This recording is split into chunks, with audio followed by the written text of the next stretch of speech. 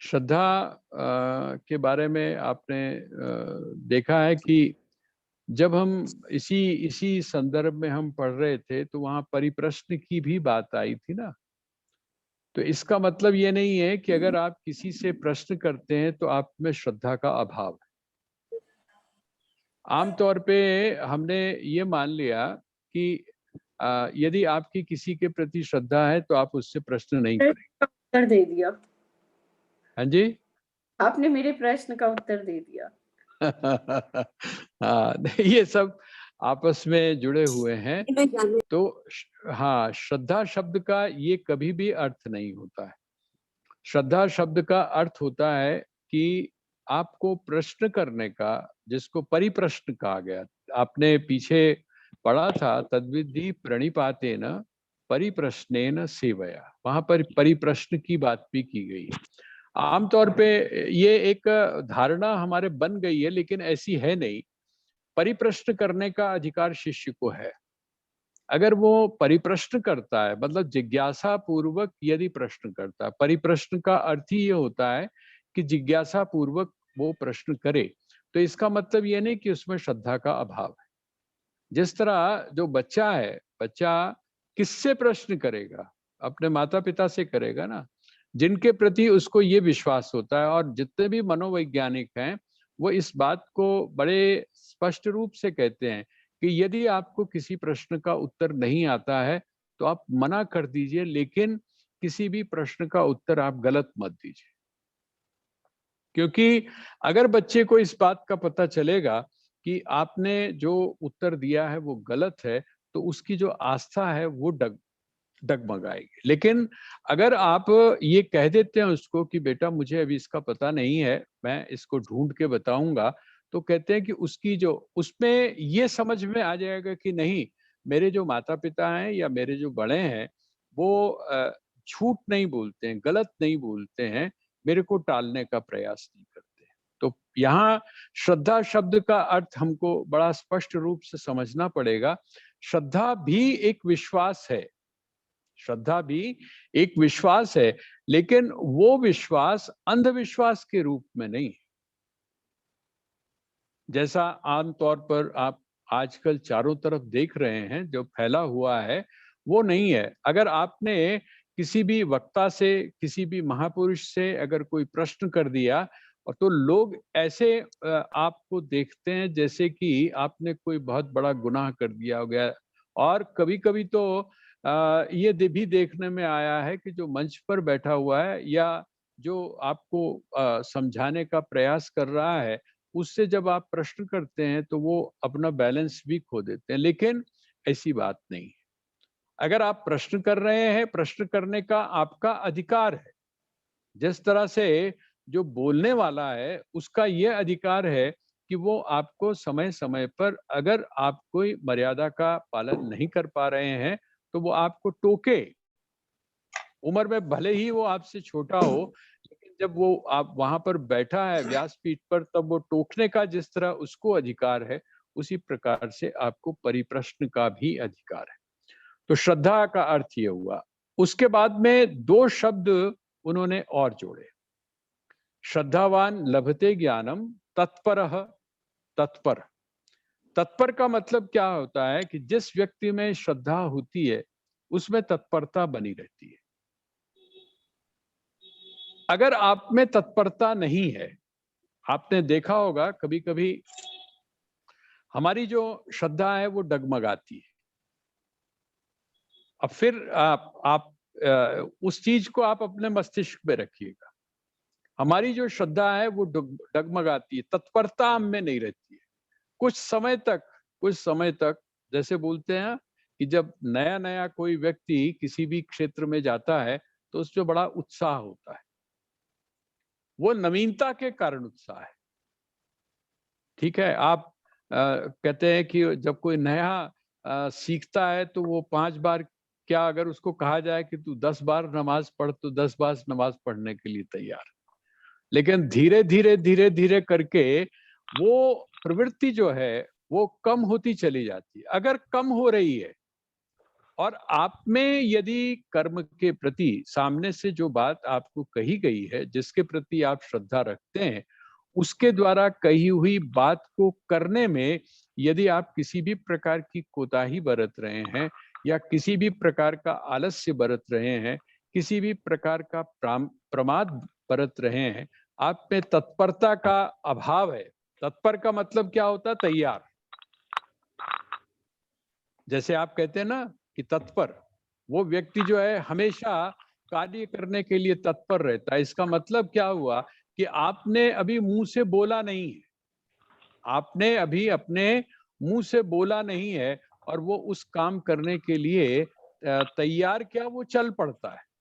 आपने इशारा किया, है ना? जिस समय कहते हैं जो घोड़ा होता है बहुत ट्रेंड हो जाता है, तो वो घुड़सवार के इशारे को समझता है। उसको लगाम खींचने की आवश्यकता नहीं होती है ना? डायरेक्शन उस तरह से देने की जरूरत नहीं होती है, बल्कि वो एहसास मात्र से उसने लगाम को छेड़ा और उसको पता, तत्परता। देखिए, गुरु और शिष्य जो है उसमें भी तत्परता चाहिए। आपको, आप जिस समय नारायण स्वामी के और स्वामी राम के संबंधों को देखेंगे तो आपको बड़ा आश्चर्य होगा, वहां पर तत्परता है। तत्परता क्या है? किसी भी चीज का एक तो विरोध नहीं है। आप सोच कर देखिए कि नारायण स्वामी को जिस समय स्वामी जी ने, स्वामी राम ने कोई जहां स्वयं रहते थे वहां से 4 किलोमीटर करीब दूर पहाड़ी में एक जगह पर उन्होंने कुटिया बनाकर कहा कि नारायण अब आप यहीं रहिए, जब मुझे आपकी आवश्यकता होगी तो मैं आपको बुला लूंगा। नारायण ने कहा कि मैं तो आपके बिना एक पल भी जी नहीं सकता, तो मैं ऐसा कैसे? तो उन्होंने कहा कि नहीं, ऐसी बात नहीं है, और उस चीज को उन्होंने स्वीकार किया। तत्परता, ये श्रद्धा का एक महत्वपूर्ण पहलू है। जिसके प्रति आप में श्रद्धा है, जिसके प्रति आप में निष्ठा है, जिसके प्रति आप में विश्वास है, उसके वाक्यों के प्रति आपकी तत्परता होगी। उसके वाक्यों को करने के लिए, उसके आदेश को करने के लिए, उसके निर्देश को करने के लिए आप सदैव तैयार रहेंगे। और फिर तीसरी बात क्या है? संयतेंद्रिय। संयत, संयत का और इंद्रिय। संयतेंद्रिय का अर्थ क्या होता है? इंद्रियों का दमन नहीं, इंद्रियों का दमन नहीं। संयतेंद्रिय का अर्थ होता है कि बीच का जो रास्ता है, जिसको हम अति बोलते हैं ना, अति नहीं। संयतेंद्रिय अर्थात सहज रूप से, स्वाभाविक रूप से आपका अपनी इंद्रियों के ऊपर संयम होना शुरू हो जाता है। वहां पर आपको कोई प्रयास नहीं करना पड़ता। जैसे जैसे कि आप जिस समय अनुभव करेंगे इस बात को कि जिसके प्रति आपकी श्रद्धा होती है, वहां जब आप जाकर बैठते हो, किसी महापुरुष के यदि सन्निकट आप जाके बैठते हो, उसके सानिध्य में यदि आप जाकर बैठते हो और आपकी उसके प्रति श्रद्धा है, तो आप देखेंगे कि आपका इंद्रियों के ऊपर संयम सहज रूप से होना शुरू हो जाता है। आपको ये समझाने की आवश्यकता नहीं होती है कि आपने मर्यादा का पालन इस प्रकार से करना है, आपको इन एटिकेट्स को, वो सहज रूप से हो जाता है।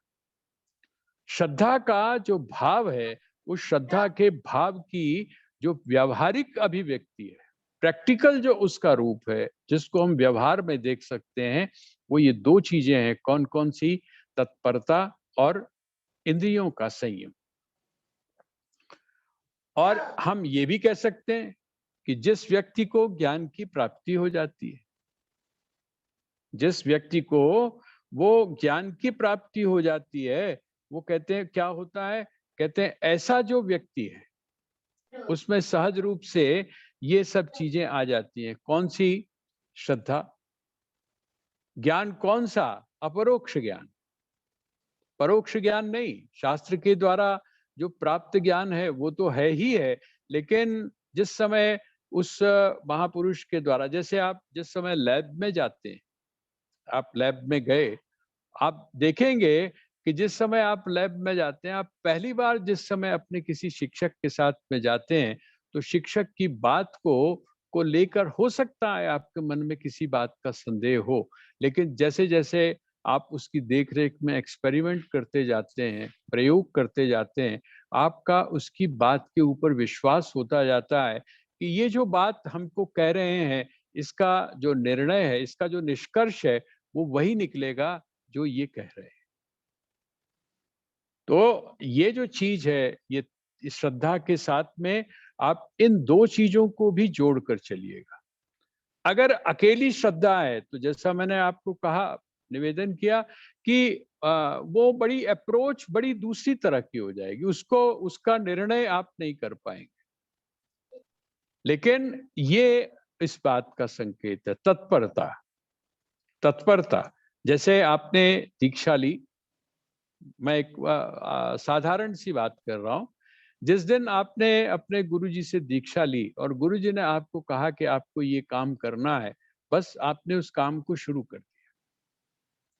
आपने प्रश्न पूछा, वो एक परिप्रश्न एक अलग चीज है, लेकिन जिस समय परिप्रश्न वगैरह पूछने के बाद आपको जो निर्देश दिए गए और आपका जो शंकाएं हैं, आपके जो प्रश्न हैं, उनका उत्तर जब आपको मिल गया, आप सेटिस्फाई हो गए, उसके बाद में फिर उस चीज के ऊपर आपने कर्म करना या उसके प्रति तत्परता अर्थात उसका प्रयोग करना आपने क्या कर दिया, शुरू कर दिया। सहज रूप से शुरू हो जाएगा और फिर साथ में संयतेंद्रिय, आपका जो इंद्रियों पर संयम है, वो भी सहज रूप से हो जाएगा। तो ज्ञानम लब्ध्वा पराम शांतिम अचिरेणाधिगच्छति, कहते हैं ऐसा वह जो ज्ञान है, उस ज्ञान को प्राप्त करने के बाद शांति जो है, अचिर, अचिर का मतलब क्या होता है? जैसे ही ये स्थिति हमारी बनती है, कौन सी? जिस स्थिति को प्राप्त करने के बाद में ज्ञान प्राप्त होता है, तो कहते हैं जैसे ही ये स्थिति हमारी प्राप्त होती है, हम सहज रूप से, पिछला जो श्लोक था उसमें उन्होंने तत्स्वयं शब्द का प्रयोग किया था। इसका मतलब क्या हुआ? जब तैयार हो गई भूमि और उस भूमि में जिस समय बीज सही प्रकार से पड़ गया, तो फिर क्या है? कहते फिर तो आपको कुछ करने की आवश्यकता नहीं है। सहज रूप से वह जो बीज है, वो अंकुरित होकर और उस धरती की जो सतह है, उसको फोड़कर बाहर निकल आएगा। इसका मतलब सहज रूप से वो बाहर, वह जो ज्ञान है, उस ज्ञान के लिए फिर आपको अलग से कोई प्रयास, प्रयास कौन-सा है? प्रयास कौन-सा है? प्रयास यही है कि आपका अंतःकरण शुद्ध। कल मैंने आपसे निवेदन किया था कि वहां पर कुछ प्रयास करने की आवश्यकता नहीं है। जब दर्पण के सामने आप खड़े हैं, आपको सिर्फ इतना ही प्रयास करना है कि वह जो दर्पण है, उस दर्पण के ऊपर जो कालिमा है, उसके ऊपर जो धूल है, उसके ऊपर जो मिट्टी है, उसके ऊपर जो कीचड़ पड़ा हुआ है, वो जिसके कारण आपको अपना प्रतिबिंब दिखाई नहीं दे रहा है दर्पण में, आपने सिर्फ दर्पण को साफ करना है और उसका परिणाम क्या होगा? जैसे ही दर्पण साफ होगा, तत्काल आपको आपका चेहरा दिखाई देना शुरू हो जाएगा। तो यहाँ तत्काल का अर्थ क्या है? तत्काल का अर्थ ये है कि अचिरेण का अर्थ क्या है? कहते हैं अचिरेण का अर्थ यही है, जैसे आप इस कंडीशन को पूरा करते हैं, जैसे आप इस शर्त को पूरा करते हैं, जैसे आप इस साधना में परिपक्व होते हैं, तो क्या होगा? कहते हैं कि ऐसी स्थिति हो जाएगी। अब मैं आपको थोड़ा सा किचन में ले चलता हूँ, किचन में ले चलता हूँ और वो किचन में इसलिए ले जाता हूँ क्योंकि जल्दा जल्दी समझ में आ जाएगा। जिस समय हलवा पक जाता है, मैं मीठे की बात जरा ज्यादा करता हूँ क्योंकि हमें भाई जो चीज प्रिय होती है वो कहीं ना कहीं से सामने आ जाती है। जब आप हलवा भूनते हो, है ना, जब भून रहे हैं आप उसको, सूजी को, तो जब आप सूजी को भून रहे हैं, तो उसकी खुशबू पैदा करने के लिए आपको कुछ और करना पड़ता है। कैसे पता चलता है कि सही भून गया? 2 चीजों से पता चलता है, एक तो उसकी शक्ल से और दूसरा उसकी खुशबू से, कि सूजी जो है वो सही तरह से भुन गई है। ऐसे ही पता चलता है ना। और उसके बाद जिस समय आप घी लगा डाल देते हैं उसमें और वो पूरा पक जाता है, इसका मतलब जो काम होना था वो हो गया। उसके बाद क्या होता है? उसके बाद क्या होता है? कहते हैं उसके बाद ये होता है कि जिस जिस घी ने जो काम करना था, वो करने के बाद में वो अलग हो जाता है ना जी? ऐसे ही होता है, अलग हो जाता है। आप उसको चाहें तो घी को आप नितार के निकाल भी सकते हैं। घी ने अपना काम किया और घी काम करने के बाद अर्थात परिपक्व होने के बाद वो उस जगह को, उस स्थान को छोड़ देता है। कहते हैं इसी प्रकार से जो है वो अशांति जो है उस व्यक्ति के जीवन से समाप्त हो जाती है, जिसको इस ज्ञान की प्राप्ति होती है। उसके लिए किसी तरह से आपको अलग से कोई कार्य करने की आवश्यकता नहीं है। सिर्फ आपको करना क्या है, भगवान कहते हैं सिर्फ अंतःकरण की शुद्धि। और उस अंतःकरण की शुद्धि के लिए क्या है? वो जो अंतःकरण है, उस अंतःकरण की शुद्धि के लिए क्या है? कहते हैं उस अंतःकरण की शुद्धि के लिए है आप निष्काम कर्म करें। देखिए, अब आप इस ये जो पूरी श्रृंखला है ना, सीरीज जो है, इसको आप अगर पकड़ें धागे की तरह, तो क्या है? कर्म के बिना आप रह नहीं सकते। कर्म के बिना आप रह नहीं सकते। कर्म आपको करना ही है। वो कर्म किस प्रकार के हैं? एक सकाम कर्म है, एक निष्काम कर्म। सकाम कर्म आपको आपकी कामना के अनुसार जो चीज आपने मांगी है, वो उसको पूरा करता है और फिर दूसरी कामना को लाकर आपके सामने रख देता है। इसका मतलब आप फंस गए। वो कामना का जो चक्र है, उस चक्र में आप फंस गए। आपका जो कर्म है, वो कर्म की जो यात्रा है वो लगी रहती है। आप करते हैं, भोगते हैं, करते हैं, भोगते हैं, करते हैं, भोगते हैं। जिसको कहा जाता है कि पुनरपि जननम पुनरपि मरणम, बार बार जन्म है और बार बार मरण है। तो ये क्या है? कर्म है और भोग है, कर्म है और भोग है। ये श्रृंखला हो गई एक। दूसरी श्रृंखला क्या हो गई? जिस समय आपने निष्काम भाव से कर्म किया, अर्थात अपने लिए नहीं बल्कि अन्य के लिए, जिस समय आपने बिना किसी अपेक्षा के कर्म किया, उसका परिणाम क्या हुआ? आपका अंतःकरण शुद्ध हुआ। जब आपका अंतःकरण शुद्ध हुआ, तो वो जो आपके पास है उसका आभास, उसका ज्ञान आपको हो गया। देखिए कहाँ से श्रृंखला शुरू हुई, सूत्र कहाँ से शुरू हुआ, कहाँ से रेखा खींची गई और वो कहाँ पर पहुंच गई। ज्ञान तक पहुंचने के लिए ये जो प्रक्रिया है साधना की, इस साधना की प्रक्रिया का प्रतिपादन हमारे यहाँ किया जाता है। अब अगला उन्होंने कहा, अगला जो श्लोक है, पहले उन्होंने कहा ऐसा करने से ऐसा होता है, श्रद्धावान लभते ज्ञानम। हम चलिए इसी को जोड़ लेते हैं। जिस व्यक्ति में श्रद्धा है वह क्या करता है? ज्ञान को प्राप्त करता है। ठीक है। और जिस जिस व्यक्ति में क्या है, कहते ज्ञान नहीं है, वो किसको प्राप्त करता है? देखिए ज्ञान अगर है तो किसकी प्राप्ति होती है? ये श्लोक का है ना, ये ऊपर वाला श्लोक 39 जो है, इसकी नीचे वाली लाइन देखिए क्या है। इसकी नीचे वाली लाइन है, ज्ञानम लब्ध्वा पराम शांतिम अचिरेणाधि गच्छति। ज्ञान को प्राप्त करके क्या है? पराम शांतिम, पराम शांतिम अचिरेणाधि, अर्थात बिल तत्काल उसको शांति प्राप्त हो जाती। किसके द्वारा? ज्ञान के द्वारा। जैसे ही ज्ञान का उदय होता है, तत्काल जो शांति है वो शांति कायम हो जाती है, शांति प्राप्त हो जाती है, शांति का आप अनुभव करना शुरू कर देते हैं। अब यहाँ पर कहते हैं कि जो क्या है, कहते हैं जिस व्यक्ति में अज्ञ, अज्ञ माने होता है अज्ञानी, अविवेकी। देखिए ये उन्होंने कह दिया कि ये जो इस श्लोक का जो श्लोक नंबर 40 है ना, इसका जो दूसरा चरण है, इसको भी बहुत कोट किया जाता है, संशय आत्मा विनश्यति। इसको जितने भी मोटिवेशनल जो क्लासेस लेते हैं ना, मोटिवेशनल जो क्लासेस आजकल एक चल रहा है मामला, श्रीमद् भगवत गीता नहीं लोग पढ़ना चाहते, लेकिन मोटिवेशनल क्लासेस जरूर लेना चाहते हैं, जबकि वो सारा का सारा यहीं से श्रीमद् भगवत गीता से ही लिया गया है। संशयात्मा विनश्यति, कहते हैं जिस व्यक्ति के मन में क्या है, संशय है, ऐसा व्यक्ति नष्ट हो जाता है।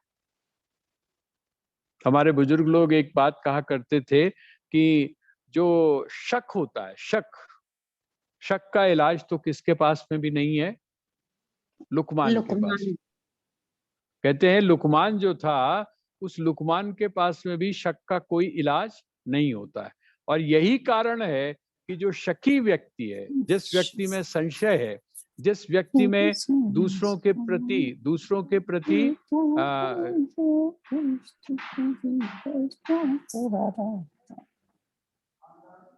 क्या सेट म्यूट नहीं है? किसी का सेट म्यूट नहीं है और वो गुनगुना भी रहा है। गुनगुनाता तो बड़ी अच्छी बात है, लेकिन हम लोग जिस समय शुरू करते हैं तो गुनगुनाने का पूरा मौका देते हैं। तो अच्छा तो यही है कि अगर आप उस समय गुनगुनाएं तो आपको हम देख भी लें और आपको सुन भी लें, लेकिन आप जो है इस समय प्लीज म्यूट कर लीजिए, फिर कल हम आपको सुनेंगे जरूर। तो अब ये कहते हैं श्लोक नंबर 40 पे आ जाइए। श्लोक नंबर 40 पर अज्ञश्चा श्रद्धानश्च संशयात्मा विनश्यति। जिस व्यक्ति में संशय होता है ऐसा व्यक्ति विनष्ट हो जाता है। ये सूत्र दे दिया। इसका मतलब अब आप सोचिए, जब आपको बार बार कहा जाता है कि आप प्रश्न पूछिए, आपको कहा जाता है कि भाई शनिवार वाले दिन हमने जो एक हम लोगों ने बैठ के आपस में ही चर्चा करके इस दिन को चुना कि हम प्रश्न उत्तर करेंगे, सवाल जवाब करेंगे। सवाल जवाब करने का लाभ क्या है? कहते हैं सवाल जवाब करने का लाभ यह है कि हो सकता है हमारे मन में जो प्रश्न है, उस प्रश्न का उत्तर अगर मुझको मिल रहा है तो शायद वहां पर मेरे साथ में और जो लोग बैठे हैं, जो स्वाध्याय कर रहे हैं, उनके मन में भी ये प्रश्न हो और उसका निराकरण हो जाए। तो ये जो प्रश्न है, ये जो संशय है, ये जो शंकाएं हैं, ये क्या करती हैं? ये आपको करने नहीं देती। जब आप करने के लिए जाते हैं तो आपके सामने शंका आकर खड़ी हो जाती है। जब आप करने के लिए जाते हैं तो आपके सामने जो प्रश्न है वो आकर खड़ा हो जाता है। वो आपको क्या करता है? आपके संकल्प को कमजोर कर देता है। आपका जो विकल्प है, वो विकल्प कभी-कभी इतना हावी हो जाता है। इसीलिए हमारे यहाँ एक महापुरुषों ने एक बात कही है कि अगर आपका कहीं दान देने का मन करता है ना, तो तत्काल दे दीजिए। दान करने का अगर आपका शुभ कार्य करने का मन करता है तो आप तत्काल करिए, उसमें किसी भी तरह का विलंब मत करिए। कारण क्या है कि जैसे जैसे टाइम कटता जाएगा वैसे वैसे विकल्प जो है वो आपके सामने आते जाएंगे। कहते हैं कि एक बार कोई जो व्यक्ति था, वो आप जानते हैं ताड़ के पेड़ के ऊपर चढ़ा। अब जब चढ़ तो गया, है ना, आप जब वैष्णो देवी जाते हैं तो चढ़ाई मुश्किल होती है कि उतराई मुश्किल होती है? आप जानते हैं चढ़ाई में उतना मुश्किल नहीं होता, मुश्किल तो होती है लेकिन चढ़ाई जो है उतनी, लेकिन जब आप उतराई पे आते हैं तो आपको जरा ज्यादा दिक्कत होती है, क्योंकि तब आपको अपने आप को बहुत बुरी तरह से संभालना पड़ता है। तो कहते हैं वो जब व्यक्ति ऊपर चढ़ गया और उसने क्या किया, वो जो फल थे वो फल तोड़कर उसने अपने पास में रख लिए। लेकिन जब उसने नीचे की तरफ देखा तो उसको लगा कि ये तो मामला बड़ा गड़बड़ है। अगर मैं बाई चांस ऊपर से नीचे गिर गया तो बचने की उम्मीद नहीं है, अगर बच भी गया तो हाथ पैर तो जरूर टूटेंगे। ऐसे में उसने किसको याद किया? उसने कहा हे परमात्मा, अगर तू मुझको ठीक ठाक नीचे उतार दे, ठीक ठाक नीचे उतार दे, मुझको कुछ ना हो, तो ये जितने मैंने तोड़े हैं ना, इसमें 90% तेरे और 10% मेरे। 90 जो है वो तेरे और 10% मेरे। जैसे जैसे वो नीचे आता गया, देखिए वो टाइम टलता गया। टाइम टलता गया, उसके मन में जो एक भय था वो समाप्त हो गया, होता गया। विकल्प जो है वो उसके संकल्प के ऊपर हावी होता गया, और कहते हैं कि जिस समय बिल्कुल नीचे आ गया तो उसने छलांग मारी, और छलांग मारने के बाद में जो नीचे गिर गए, जो नीचे कुछ फल गिर गए, वो कहता है कमाल है परमात्मा, मैंने सुना है कि तू तो लोगों को बड़े धैर्य की बात करता है, तो इतनी मैंने मेहनत की, मैं चढ़ा, चढ़ के मैंने तोड़े, फिर मैं नीचे उतरा, तो भाई 90% मैं तुझे क्यों दूं? ऐसा करते हैं 2% तू ले ले, और बाकी 98% किसके हुए? 98% मेरे हुए। तूने तो कुछ नहीं किया ना, ना तू चढ़ा, ना तूने फल तोड़े, ना तू उतरा, कुछ भी, किसी भी तरह का कोई रिस्क नहीं है।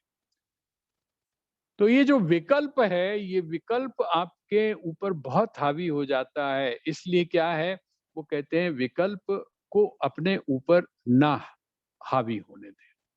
कहते हैं विकल्प हावी कब होता है, अर्थात आपके मन में संशय कब पैदा होता है, उसको उन्होंने एक्सप्लेन किया।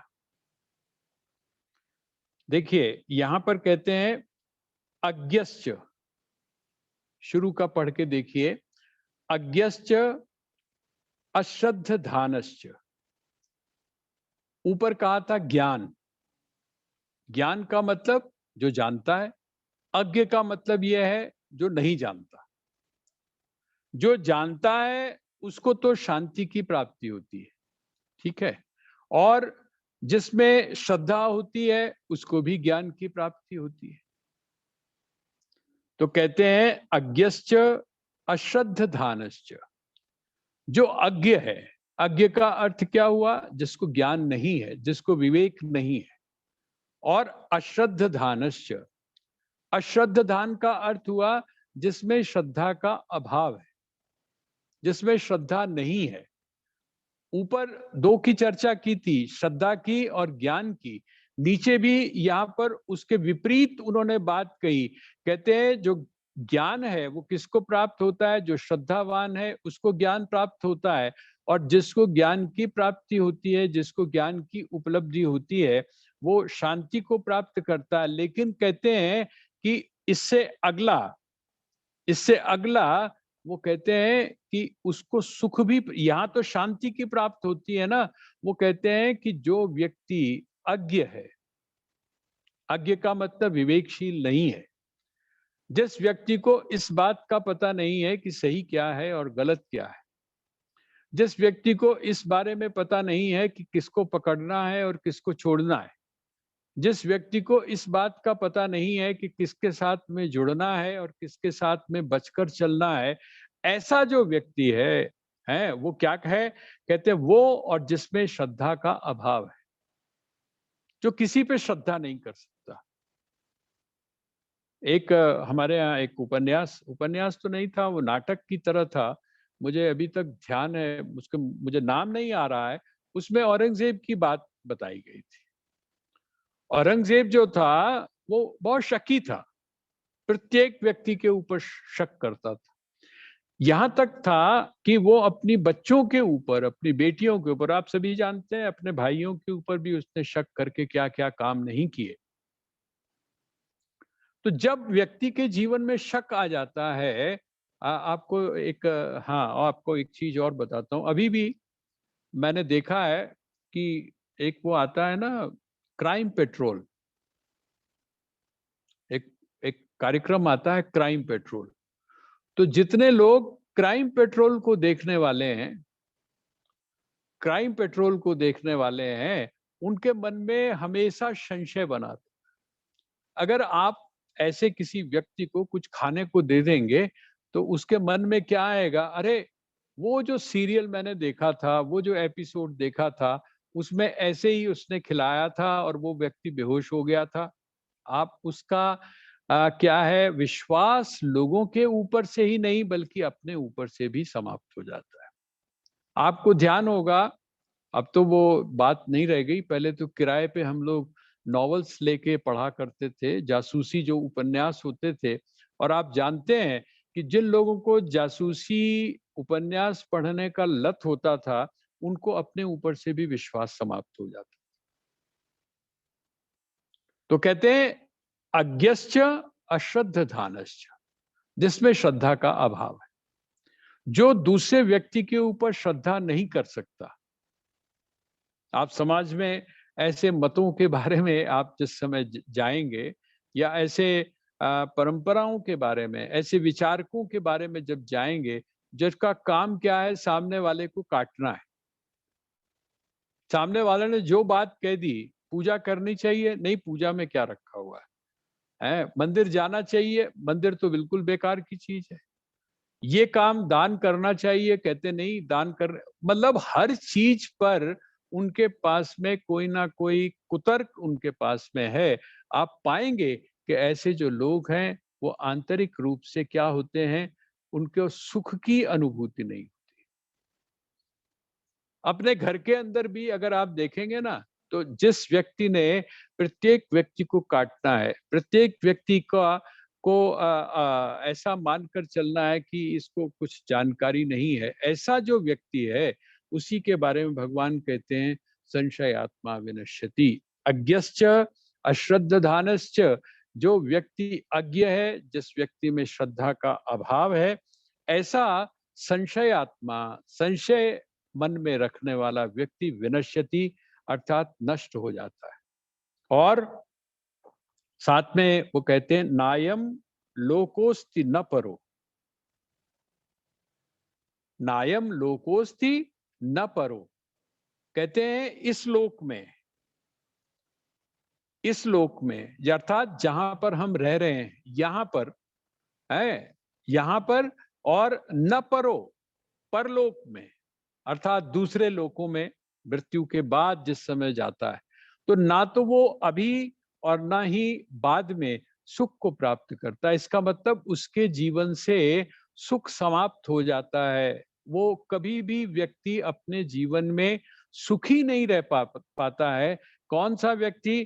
कहते हैं जिस व्यक्ति के जीवन में ज्ञान का अभाव है, विवेक का अभाव है, सही और गलत को समझने का अभाव है, जो सही और गलत को समझ नहीं पा रहा है, ऐसा व्यक्ति, और साथ में जिसका किसी के प्रति विश्वास नहीं है, जिसका किसी के प्रति श्रद्धा नहीं है, जिसकी किसी के प्रति निष्ठा नहीं है, जो किसी भी व्यक्ति का सम्मान करना नहीं जानता है, ऐसा व्यक्ति कहते हैं नायम लोकोस्ति न परौ न सुखम संशयात्मना।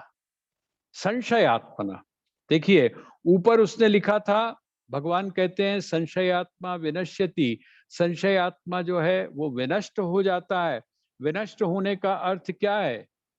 विनष्ट होने का अर्थ मरना नहीं है, अस्तित्व का समाप्त होना नहीं है, बल्कि विनष्ट होने का अर्थ क्या है कि वो अपने जीवन को, अर्थात अपनी जो आत्मा है, अपनी जो चेतना है, उसको सबसे लोएस्ट लेवल के ऊपर ले जाता है। उसके जीवन में आध्यात्मिक प्रगति नहीं होती है। यहाँ पर वो कहते हैं कि आध्यात्मिक प्रगति भी नहीं होती, और मजे की बात यह है कि व्यवहार में अर्थात संसार में भी वह सुखी नहीं होता, और मृत्यु के बाद में भी वो सुखी नहीं होता। कहते हैं कौन? तो कहते हैं संशयात्मना, जो संशयात्मा है। जो संशयात्मा है वो चेतना के स्तर पर भी गिर जाता है, लॉस चला जाता है, और साथ ही उसका यह है कि ऐसा व्यक्ति हमेशा अशांत रहता है, हमेशा दुखी रहता है, हमेशा विषाद में रहता है। क्यों? क्योंकि उसके जीवन में दो चीजों का अभाव है। कौन कौन सा?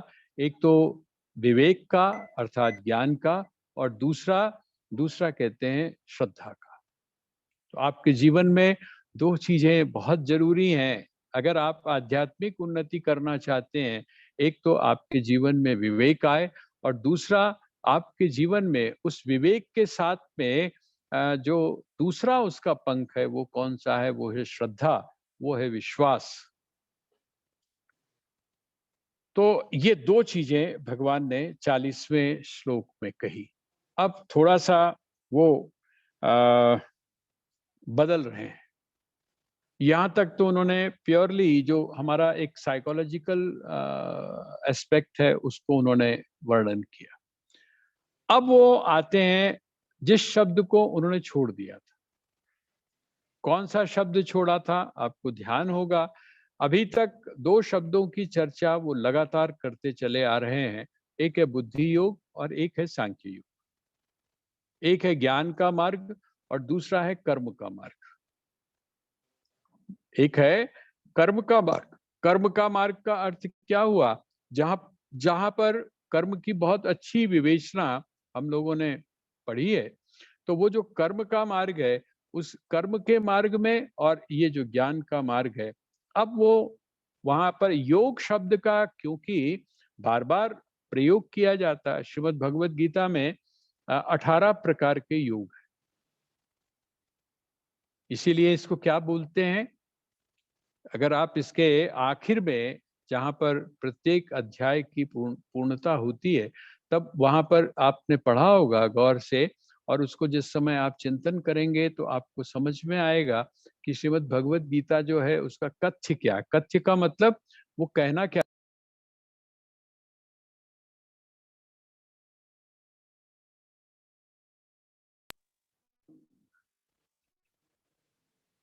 कथ्य इसका क्या है? कहते हैं कथ्य है इसका जिसको हम बोल सकते हैं कि ओम तत्सदिति, ओम तत्सदिति श्रीमद् भगवत गीतासु उपनिषत्सु, इसको गीतोपनिषद भी बोलते हैं। उपनिषत्सु ब्रह्म विद्यायाम योग शास्त्रे। यहां पर क्या कहा? ये योग शास्त्र है।